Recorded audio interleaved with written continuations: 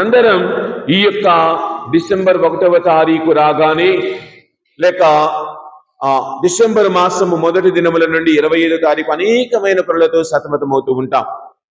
పెద్ద పెద్ద స్టార్లు ఈ రోజుల్లో చూస్తూ ఉంటాం.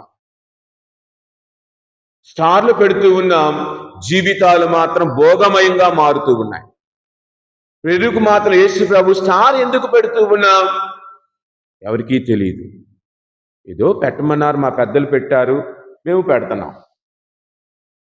నక్షత్రము ఎందుకు అది పెడుతూ ఉన్నాము అంటే, అలనాడు 3 జ్ఞానులు ఆ నక్షత్రపు జాడ గుండా, నక్షత్రపు వెలుగు మార్గము గుండా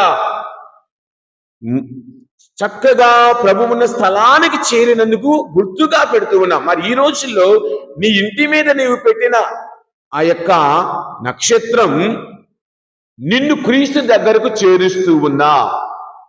నీ ఇంటి మీద పెట్టిన స్టారు, అదే ఇప్పుడు చెప్తూ ఉంటాను, ఇంటి మీద స్టారు, ఇంటిలో బారు.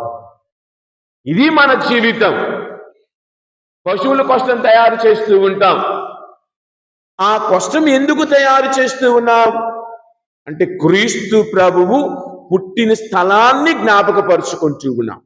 ఆయన పుట్టిన స్థలం ఏదో పెద్ద అంతఃపురములో కాదు, ఏదో పెద్ద ఇంటిలో కాదు, ఒక చక్కని ఆసుపత్రుల్లో కాదు, ఆ మురికి స్థలములో ఆయన జన్మించిన స్థలం.